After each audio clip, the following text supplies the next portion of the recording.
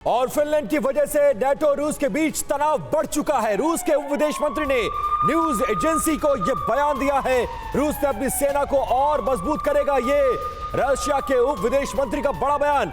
रूस उत्तर पश्चिमी क्षेत्र में अपनी सैन्य क्षमता को बढ़ाएगा क्योंकि खतरा अब बढ़ गया है और रूस की घेराबंदी अमेरिका नाटो सदस्यों के देशों के साथ करने जा रहा है। और आप समझिए कि फिनलैंड के बाद अब तमाम स्वीडन भी इसके लिए आवेदन कर चुका है। तो क्या स्वीडन का भी रास्ता साफ होगा? क्या रशिया की घेराबंदी होगी और क्या रशिया दुनिया में अलग थलग पड़ जाएगा? और क्या नाटो देश मिलकर रशिया को मुंहतोड़ जवाब देंगे? क्योंकि नाटो की सदस्यता पर ही यूक्रेन पर रशिया ने हमला कर दिया था और स्वीडन से लेकर फिनलैंड तमाम देश जो नाटो के लिए अपना आवेदन जिन्होंने जाहिर किया था उसको लेकर भी रशिया ने आपत्ति दर्ज की थी।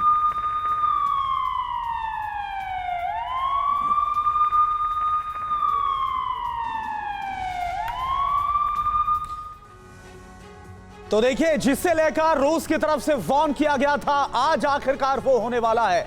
और उस पर बात करने के लिए जो खास मेहमान पैनल हमारे साथ जुड़ रहा है उनसे आपका परिचय करा दे। हमारे साथ major general SP Sinha sir as a defence expert join कर रहे हैं। मेजर टीपी त्यागी सर हमारे साथ as a defence expert join कर रहे हैं। सर, आपका हम रुख करेंगे, लेकिन इस बीच फिनलैंड की सदस्यता को लेकर जो बड़ी खबर आ रही है, इस बड़ी खबर का हम रुख कर रहे हैं।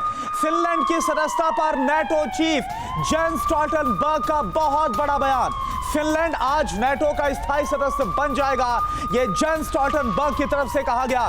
रूस के साथ नाटो का बॉर्डर अब डबल होगा, यह भी कहा गया है। फिनलैंड के आने से हमारी ताकत में इजाफा होगा, नाटो चीफ का यह बड़ा बयान। फिनलैंड अब अधिक सुरक्षित होगा।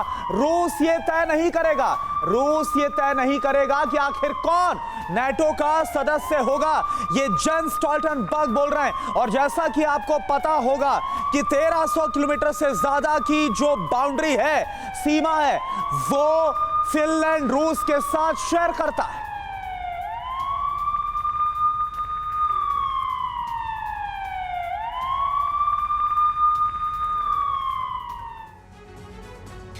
और आइए अब समझते हैं कि आखिर क्यों पुतिन को यह कदम बिल्कुल भी गवारा नहीं होगा और इसे नए युद्ध के खतरे की घंटी क्यों समझा जाए। आप जरा मैप देखिए, आपके सामने मैप हम रख रहे हैं और इसके जरिए आप समझिए कि नाटो का खतरा रूस के लिए कितना करीब पहुंच गया। एकदम सीमा पर, एकदम दरवाजे पर। फिनलैंड के सदस्य बनते ही नाटो का 1340 किलोमीटर का जो सीमा का विस्तार है वो हो जाएगा, क्योंकि यही सीमा है जो रूस के साथ फिनलैंड शेयर करता है। क्योंकि इस देश की 1340 किलोमीटर लंबी सीमा रूस के साथ बिल्कुल सटी हुई है। और खास बात यह है कि फिनलैंड का बॉर्डर कोला पेनिनसुला से सटा हुआ है। कोला में रूस का न्यूक्लियर बेस और आर्कटिक नेवल बेस है। ऊपर की तरफ आप जरा देखिए, जहां पर नॉर्वे है जो पहले से नाटो का सदस्य है और इसकी सीमा भी कोला से सटी हुई है। यानी कि जो बाइडेन ने रूस के एक अहम न्यूक्लियर बेस की घेराबंदी कर दी है और यही वजह है कि अब रूस को भी अपनी सुरक्षा को लेकर कोई बड़ा कदम उठाना पड़ जाए, इसमें कोई सरप्राइज नहीं होगा। रवि, बिल्कुल, और देखिए इस पर हम विस्तार से बातचीत भी करेंगे। हमारे साथ तमाम मेहमान भी जुड़े हुए हैं, उनसे इस पर चर्चा करेंगे क्योंकि रूस की जो रेड लाइंस थी 1 बाय 1 वो सभी ब्रीच होती जा रही है। हालांकि यूक्रेन को नाटो में शामिल करने को लेकर यह लड़ाई शुरू हुई थी, लेकिन कुल मिलाकर नाटो का विस्तार ही हुआ है फिनलैंड के शामिल होने के साथ। हमारे साथ SP Sinha sir, TP Tyagi sir जुड़े हुए हैं। सिन्हा सर, यह सवाल मैं आपके सामने ही रख रहा हूं, जो रिएक्शन है पुतिन का, जो रूस का रिएक्शन है फिनलैंड को शामिल करने के बाद से, वो रिएक्शन का मैक्सिमम पॉइंट क्या होगा, उसका हाईएस्ट पॉइंट क्या होगा फिनलैंड के नाटो में शामिल हो जाने के बाद? आपकी रीडिंग, आपका एक्सपेक्टेशन या आपका कैलकुलेशन क्या कहता है? जो अल्टीमेट हथियार इस्तेमाल करेंगे मिस्टर पुतिन, वो है न्यूक्लियर एसेट्स का डिप्लॉयमेंट फिनलैंड के बॉर्डर के अपोजिट, और इससे न्यूक्लियर वॉर का खतरा बढ़ेगा। क्योंकि मिस्टर पुतिन बहुत स्ट्रांग पर्सनालिटी है, उन्होंने साफ साफ शब्दों में कह रखा है, आज से 8-9 महीने पहले कहा था, या तो हम जंग जीतेंगे या पूरा विश्व बर्बाद होगा। संदेश साफ है, हम तो डूबेंगे सनम, हम तुम्हें लेके डूबेंगे, अकेले नहीं डूबेंगे सनम, हम तुमको लेके डूबेंगे। तो दूसरी बात जो मैं कहना चाहता हूँ, ये पूरे चीज को मैं देखता हूँ जो फिनलैंड सदस्य बनने जा रहा है, it is advantage America, advantage NATO, advantage Ukraine. और अमेरिका और नाटो यूक्रेन का फायदा के लिए मैं 13 पॉइंट गिना सकता हूं, धीरे धीरे आपको बताऊंगा। जी जी। और रूस का टेंशन कितना बढ़ेगा वो 8 पॉइंट मैं उल्लेख करूंगा। मैं सर आऊंगा आपके पास, इस पॉइंट्स को आप ब्रीफ करिएगा, लेकिन सवाल यह है कि अब आगे क्या होगा। हमारे साथ टीपी त्यागी सर भी है। त्यागी सर, आप जिस तरीके से इस पूरे मसले को देख रहे हैं, आज शाम 7 बजे वो होने जा रहा है जिसकी एक्सपेक्टेशन रूस को थी ही नहीं। अब रशिया के पास विकल्प क्या बचता है? न्यूक्लियर हमले की आशंका जता तो रहा है, लेकिन अगर ऐसा हुआ तो वो खुद भी खत्म हो जाएगा। ऐसे में इतना आसान नहीं होगा न्यूक्लियर अटैक करना, लेकिन ऑप्शन क्या बचता है? और नाटो, फिनलैंड के नाटो में जाने के बाद यूक्रेन युद्ध पर इंपैक्ट क्या होने वाला है? देखिए, फिनलैंड ये मान लिया कि फिनलैंड की सीमा 1300 किलोमीटर है, ये मान लिया कि नाटो की मिसाइल वहां तक आ जाएंगी, लेकिन रशिया का बेरेंट सागर में इंटरेस्ट नहीं है, उसका इंटरेस्ट काला सागर में है।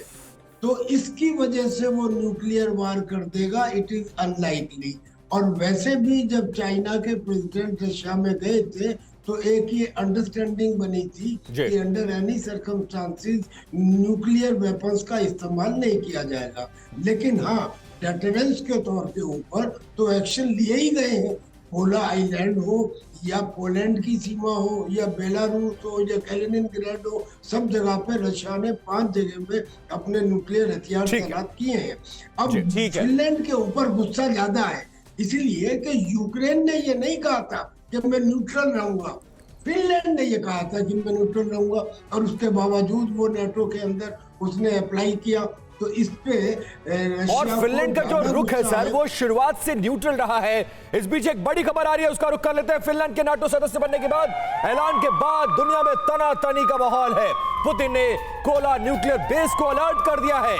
कोला न्यूक्लियर बेस पर तैनात है रशिया के विनाशक हथियार। कोला न्यूक्लियर बेस रूस के सबसे अहम सैन्य ठिकानों में से एक है। आर्कटिक क्षेत्र के काफी करीब है कोला न्यूक्लियर बेस। और आप समझिए, जिस दिन से ऐलान हुआ, कल ये रुख स्पष्ट हुआ कि नाटो सदस्यता देने जा रहा है फिनलैंड को, उसके बाद से तनातनी का माहौल और अपनी सैन्य क्षमता को बढ़ाने के ऐलान के साथ साथ जो न्यूक्लियर पॉइंट्स है वहां पर रेड अलर्ट कर दिया है पुतिन ने।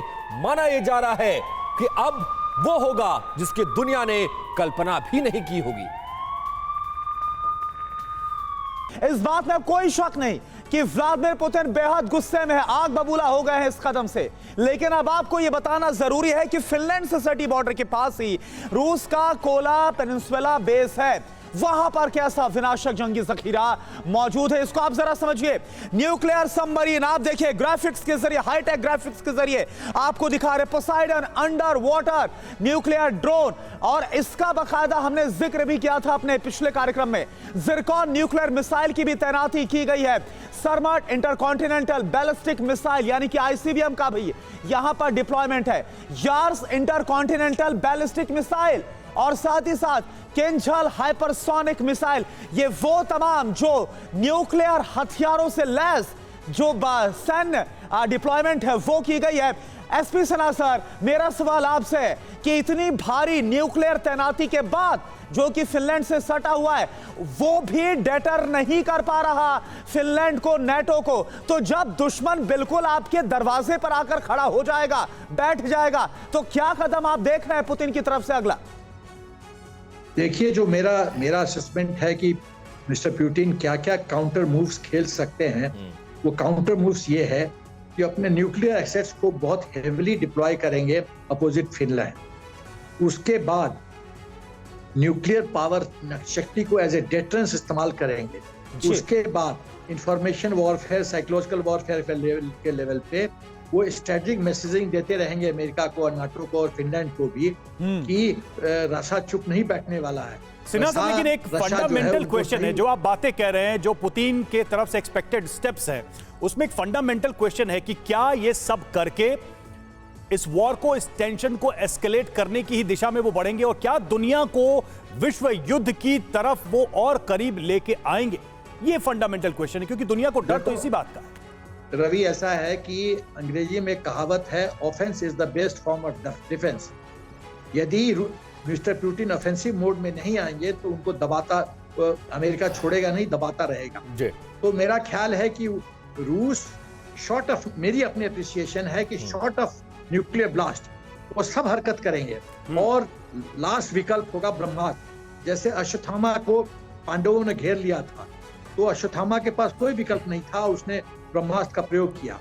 तो उसी तरह मिस्टर पुतिन जब देखेंगे कि पूरी तरह से घिर गए हैं तो ब्रह्मास्त्र का प्रयोग नहीं। देखिए सर, एसपी सिन्हा सर पूरी तरह से अब आज घिर ही जाएंगे, ये तो पुतिन को पता है। मेरा सवाल आपसे कर्नल टीपी त्यागी सर कि ये बताइए कि क्या आपको कोई बड़ी एकदम वेल कैलकुलेटेड स्क्रिप्ट नजर आती है जो जो बाइडन नेटो ने लिखी, जिसमें किस तरह से यूक्रेन में इस तरह से इंगेज कर दिया गया, व्लादिमीर पुतिन को एग्जॉस्ट करने की कोशिश की गई कि अब आपको ना वक्त दिया जाएगा पुतिन को नेटो की तरफ से कि वो अपनी तरफ से रिटेलिएट कर पाए फिनलैंड के शामिल होने में, और शामिल हो जाएगा तो उसके बाद भी वो कुछ ना कर पाए, वो हालात पैदा कर दिए गए। वो हालात वो समझ रहे हैं कि पैदा कर दिए गए। आप ये बताइए कि क्या फिनलैंड के अंदर ये मैडम का तख्ता पलट नहीं हो गया? क्या नए वहां पे प्राइम मिनिस्टर आ गए और नेटो का सदस्य बनने से उसके ऊपर उसको डिफेंस में ज्यादा स्पेंडिंग करनी पड़ेगी। और वहाँ जो तख्ता पलटा हुआ है वो इकोनॉमिक कंडीशंस कर्ज की वजह से हुआ है, यानी कि फिनलैंड की जो आम जनता है वो इसके फेवर में नहीं है। एज इट इज जर्मनी पहले ही कह चुका है कि मैं कोई हथियार ना दूंगा, क्योंकि मेरे पास कल को अगर नया चेंज हुआ अमेरिका में प्रेसिडेंट तो ये गारंटी नहीं है कि अमेरिका हमारे साथ रहेगा।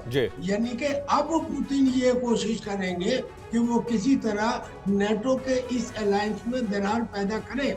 हंगरी ने क्या ग्रीस ने ये नहीं कहा था कि मैं S-300 दूंगा, नहीं दिया, पलट दिया। हालांकि सर ये बहुत आसान नहीं होगा पुतिन के लिए, क्योंकि नेटो की जो दोस्ती है, नेटो का जो कोलैबोरेशन है, जो ताकत है, वो पूरी दुनिया उसका लोहा मानती है और लगातार अमेरिका रशिया को घेरने के लिए नेटो के सदस्यों में और उसकी क्षमता में विस्तार करने जा रहा है। और इस बीच बड़ी खबर यह कि यूक्रेन युद्ध के दौरान पुतिन ने जिस तरह का एक्शन दिखाया उससे साफ हो गया है कि कब क्या कैसे करे कहना मुश्किल है, लेकिन साफ है तो इतना कि उनकी धमकी को हल्के में नहीं लिया जा सकता।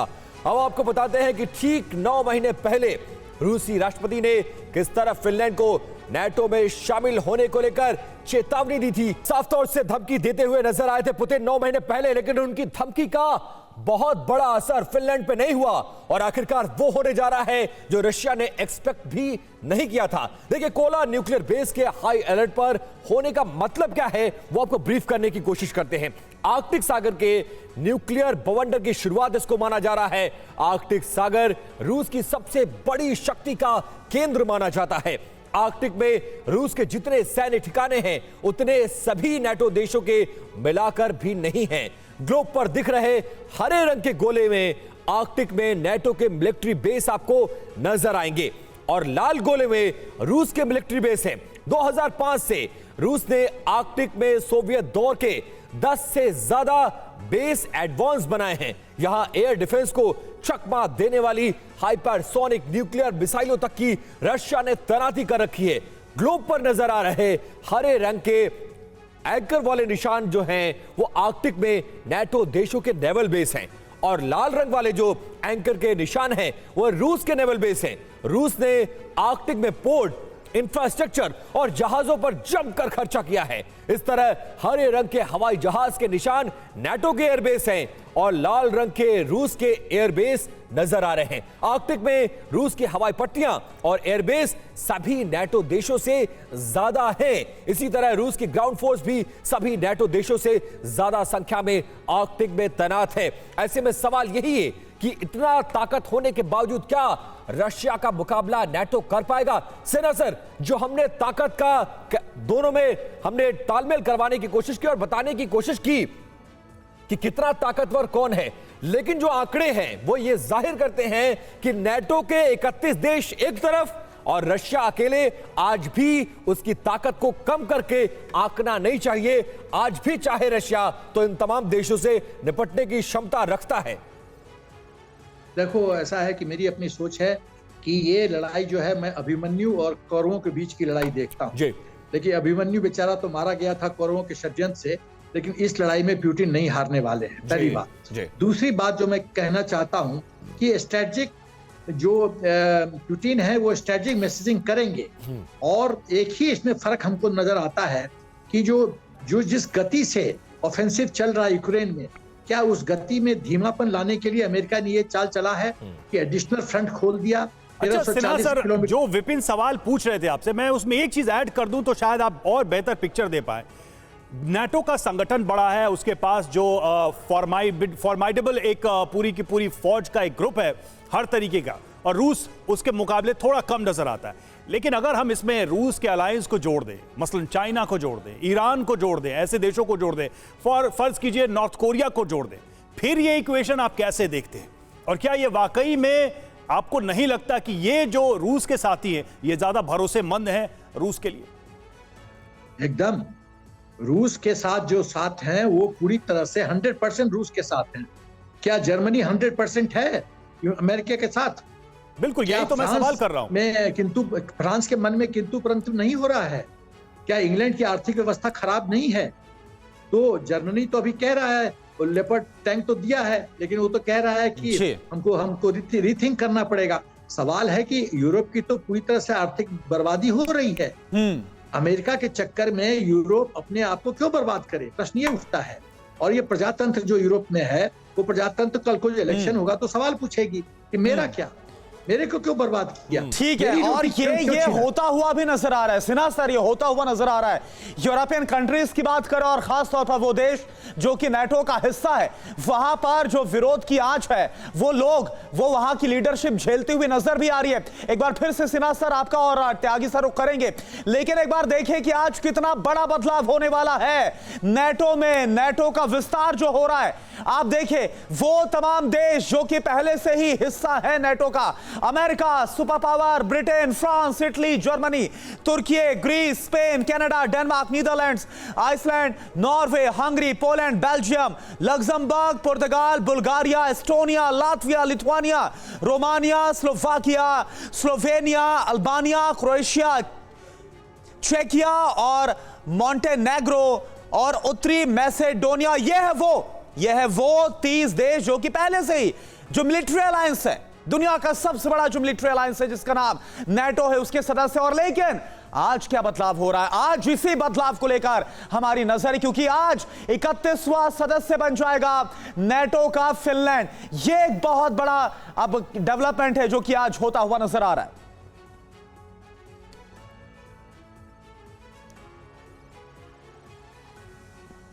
तो जैसा कि टीवी9 भारतवर्ष इस खबर को बहुत ही गहराई और विस्तार से आपके सामने रख रहा है, दिन भर आज इस पर हम विशेष चर्चा करेंगे। हमारे साथ मेहमान भी लगातार सुबह से जुड़े हुए हैं और धीरे धीरे ये पैनल और बड़ा होता जाएगा और बड़े एनालिसिस की तरफ हम बढ़ेंगे कि आखिर दुनिया कैसे बदलने वाली है नाटो के इस विस्तार से, और यूक्रेन की तरफ से, रूस की तरफ से जो कदम अब उठाए जा रहे हैं उसके बाद से क्या रिएक्शन आने वाले हैं। तो फिनलैंड को नाटो की सदस्यता के बीच रूस ने एक बड़ी धमकी भी दी है।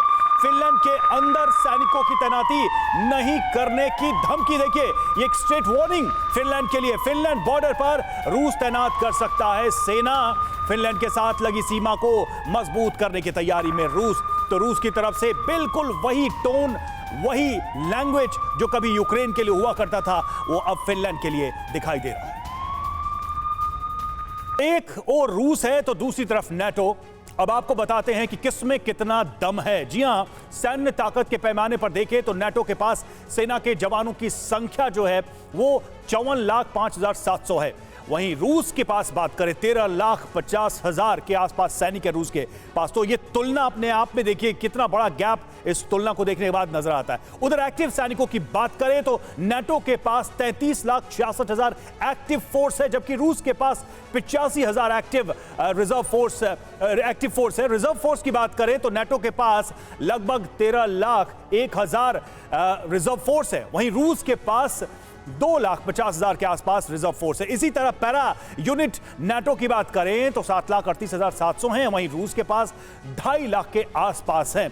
अब जल्दी से एयरक्राफ्ट की भी बात कर लेते हैं, जरा ये भी देखें कि हवाई ताकत में कौन कितना भारी नजर आता है। तो नाटो के पास 20,723 है, जबकि रूस की बात करें तो 4,173। तुलना नहीं की जा सकती संख्या के मामले में। फाइटर जेट्स नाटो के पास 3,527 है, रूस के पास 72 है। ग्राउंड अटैक एयरक्राफ्ट नाटो के पास 1048 है तो रूस के पास 739 है। वहीं ट्रांसपोर्ट एयरक्राफ्ट नाटो के पास 1543 है, रशिया के पास 445 है। स्पेशल एयरक्राफ्ट के बारे में भी जान लेते हैं जल्दी से। नाटो के पास 1014 है स्पेशल एयरक्राफ्ट, रूस के पास 132, टैंकर्स एयरक्राफ्ट नाटो के पास 678, रूस के पास 20। हेलीकॉप्टर्स पर भी नजर डालते हैं, नाटो के पास 8485, रूस के पास 1543 हैं। तो इस तरीके से ये जो डेटा हमने आपके सामने रखा है, ये एक तुलना करने की बात थी, हमने एक कंपैरिजन करके बताया।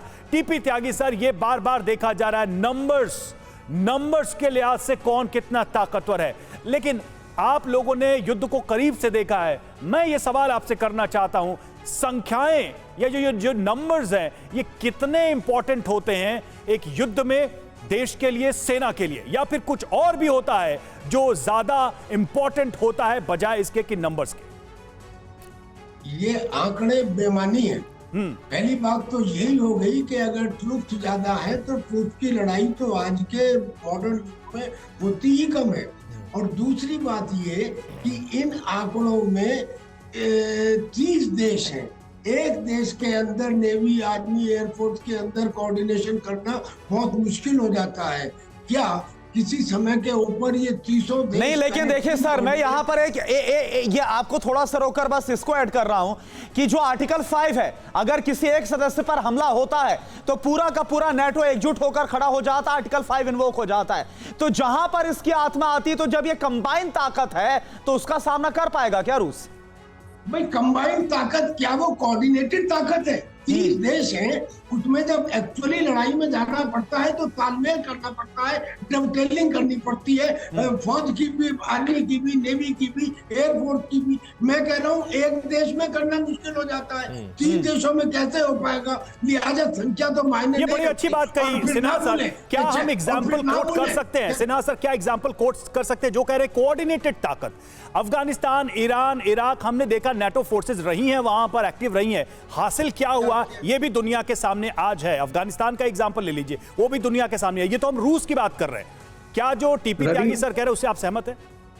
एकदम सहमत हूं रवि। एडिशनल पॉइंट मैं ये कहना चाहता हूं, जो आप नंबर दिखा रहे हैं ये नंबर्स मिसलीडिंग है। क्यों मिसलीडिंग है?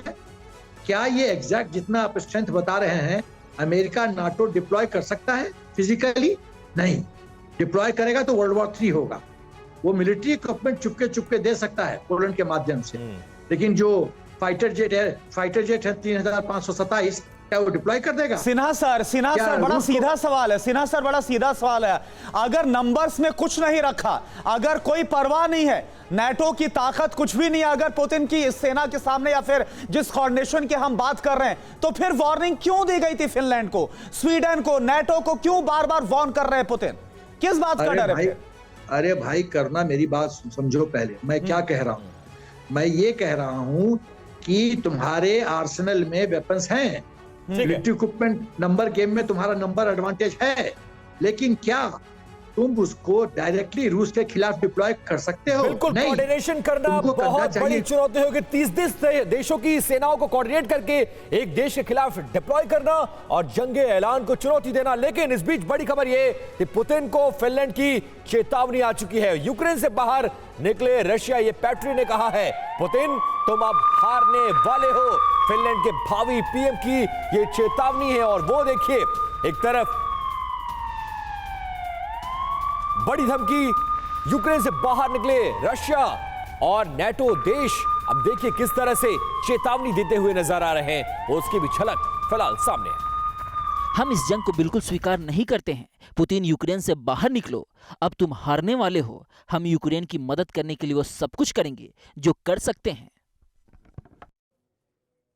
तो देखिए, जिस तरीके से हम बात कर रहे हैं जजमेंट डे नाटो में फिनलैंड, इसको जजमेंट डे क्यों कहा जा रहा है? क्योंकि ये वो बारीक लाइन थी जिसको लेकर रूस हमेशा से बहुत ही सेंसिटिव, खासकर पुतिन की बात करें, बड़े संवेदनशील रहे हैं और इसको बिल्कुल बर्दाश्त नहीं कर रहे हैं, लेकिन ये हो चुका है। जरा हम इसको समझते हैं कि किस तरीके से फिनलैंड के एंट्री के बाद से आशंकाएं बढ़ी हैं। तो राष्ट्रीय हित में सिद्धांतों के आधार पर जो भी जरूरी होगा, हम अपनी सीमाओं की सुरक्षा में आवश्यक कठोर कदम उठाएंगे। सर्गेई लावारोव का यह बयान है। रूस के विदेश मंत्री, जो कि साफ तौर पे इस पर रिएक्ट करते हुए कह रहे हैं फिनलैंड में अगर नाटो सदस्य की सेना और मिलिट्री संसाधनों की तैनाती होती है तो रूस अपनी सुरक्षा सुनिश्चित करने के लिए पश्चिम और उत्तर पश्चिम में अपनी सैन्य क्षमता को और मजबूत करेगा और जरूरी एक्शन लेगा।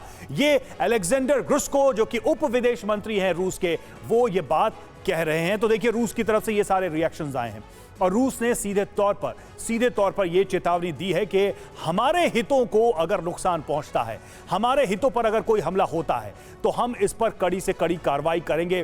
टीपी त्यागी सर, अब हम आते हैं, ये अमेरिका जो इस पूरे गेम का प्लानर है, जो बाइडेन जो वहां पर बैठ के अंकल सैम ने ये जो पूरी बिसात बिछाई है, क्या जो बाइडेन अमेरिका इतना बड़ा रिस्क लेंगे रूस को प्रोवोक करते हुए कि कोई बहुत बड़ा कदम पुतिन उठा ले, पूरी दुनिया में आग लगा दें, पूरी दुनिया को तबाह कर दें? क्या जो बाइडेन या अमेरिका इतना रिस्क ले सकते हैं, इतना प्रोवोकेटिव आगे जा सकते हैं?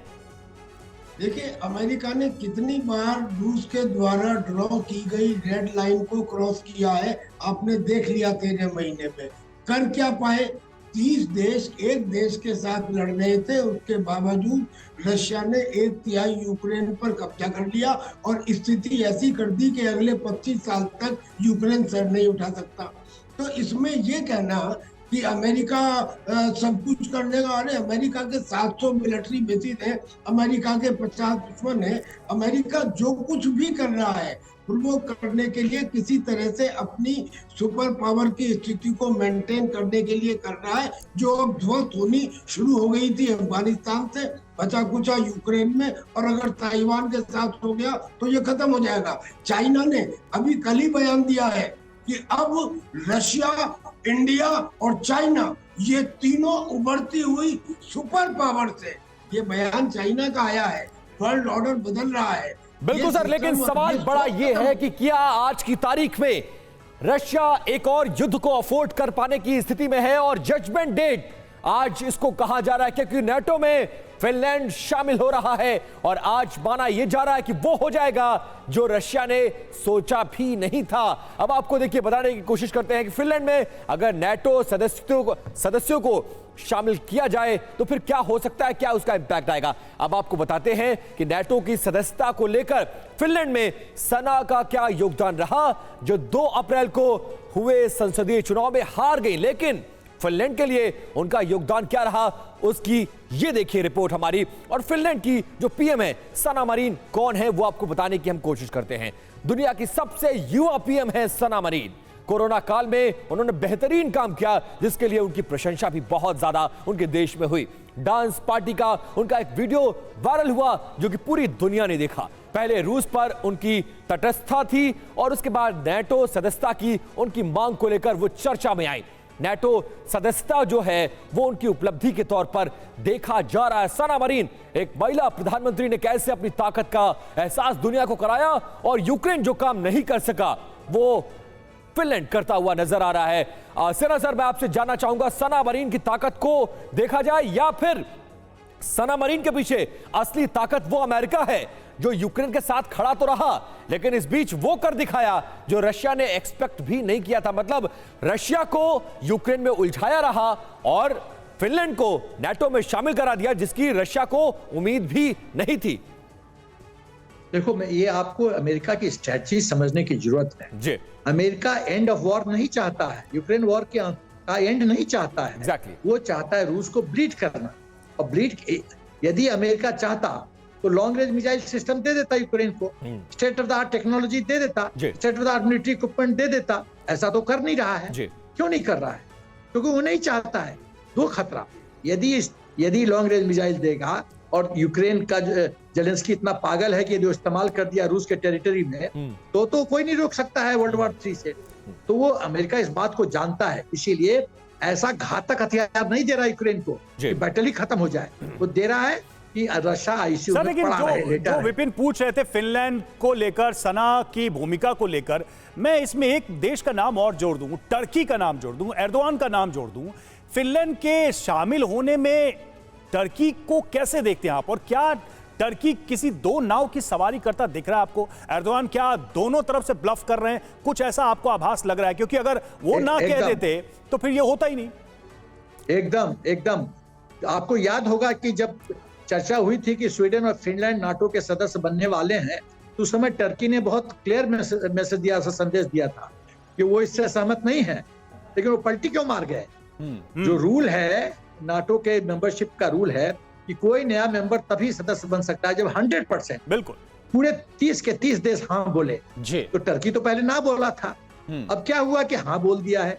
इसका मतलब है कहीं ना कहीं जियोपॉलिटिक्स अफेक्ट कर रहा है, कहीं ना कहीं दबाव टर्की पे आया कि तू चुपचाप बैठा रहे, और क्या उसको प्रभावित करने के लिए क्या कौन सा अस्त्र, आर्थिक अस्त्र इस्तेमाल किया गया है, क्या इस्तेमाल किया गया इसका पता नहीं, लेकिन सवाल यह है कि उन्होंने मन बदला है, तो कहीं ना कहीं तो पर्दे के पीछे कोई डील हुई है। लेकिन मैं जो कहना चाहता हूं, मैं रिपीट करना चाहता हूं कि अमेरिका कभी नहीं चाहेगा कि युद्ध खत्म हो यूक्रेन में, और फिनलैंड के आने से हाँ ये सच है, ये बिल्कुल सिन्हा सर, और अमेरिका यही चाह रहा है, और इसी को लेकर पिछले 13-14 महीने हो गए किस तरह से यूक्रेन में एंगेज करके रखा है। लगातार वहां पर एम्युनिशन की, हथियारों की सप्लाई हो रही है, और कोशिश हो रही है ताकि रूस को मिलिट्रीली किस तरह से और कमजोर किया जाए। बड़ी खबर आप देखिए, बड़ी खबर का हम रुख कर रहे हैं। नाटो में फिनलैंड के शामिल होने से रूस भड़क उठा है, यह बड़ी खबर। और क्या हो रहा है आप ये समझिए, नाटो के इस कदम को रूसी मीडिया ने बताया बेहद विनाशक।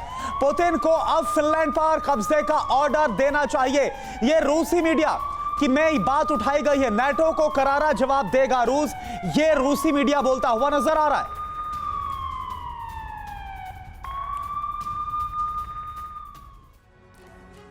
जी हाँ, तो जिस तरीके से ये सारी घटनाएं हो रही हैं और फिनलैंड को शामिल किया गया है नाटो परिवार में, इसका स्वागत किया गया है, तो इस पर किस तरीके से अब प्रतिक्रियाएं आई हैं उसको भी जल्दी समझते हैं।